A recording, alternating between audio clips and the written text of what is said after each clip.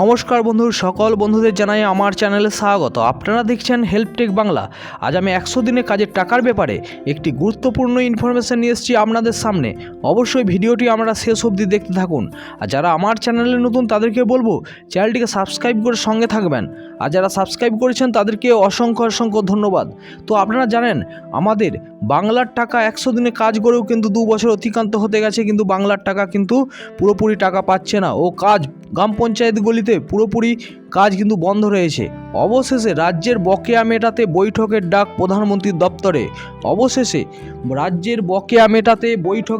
প্রধানমন্ত্রীর দপ্তরে। তাহলে কি এনআরজিএসের কাজের টাকা এবার ছাড়তে চলেছে? তো অবশ্যই আপনাদের সঙ্গে আলোচনা করতে চলেছি।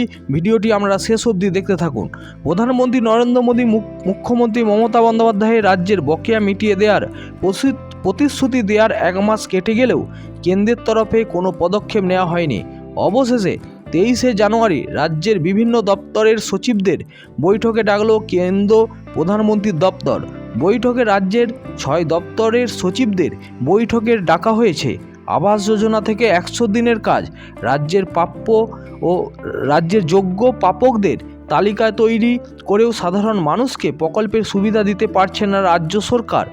বারবার মুখ্যমন্ত্রী মমতা বন্দ্যোপাধ্যায় এ নিয়ে কেন্দ্রের বিরুদ্ধে সরব হওয়া থেকে আন্দোলনে নেমেছেন। 20 ডিসেম্বর প্রধানমন্ত্রীর সঙ্গে প্রাপ্য নিয়ে বৈঠক করেন তিনি। যদিও 20 মিনিট বৈঠকে কেন্দ্রের আধিকারিক ও রাজ্যের আধিকারিকদের সঙ্গে বৈঠকের মাধ্যমে জটিলতা কেটে যাওয়ার আশ্বাস মুখ্যমন্ত্রীকে দিয়েছিলেন প্রধানমন্ত্রী, কিন্তু 6 মাস পেরিয়ে গেলেও কেন্দ্রের দিক থেকে কোনো ডাক আসেনি। ইতিমধ্যেই কয়েক দফায় বিভিন্ন দপ্তরের কার্যকলাপ পর্যবেক্ষণ কেন্দ্রের আধিকারিকরা তদন্ত করে গিয়েছেন রাজ্যের বিভিন্ন জায়গায়।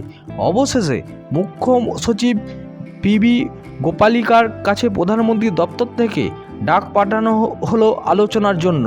রাজ্যের 6 দপ্তরের সচিবদের পাশাপাশি কেন্দ্রের সংশ্লিষ্ট দপ্তরের সচিবরাও ওই বৈঠকের উপস্থিত থাকবেন বলে জানানো হয়েছে।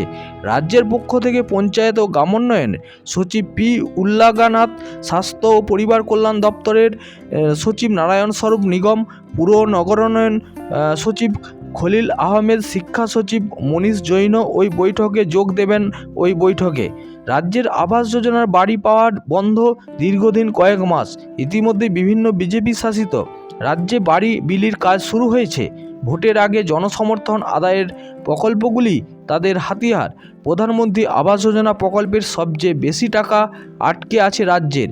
ওই প্রকল্পের প্রায় 8,000 কোটি টাকা বাংলার পাওনা বলে জানা গিয়েছে। 100 দিনের কাজে প্রায় 7,000 কোটি টাকা আটকে রয়েছে।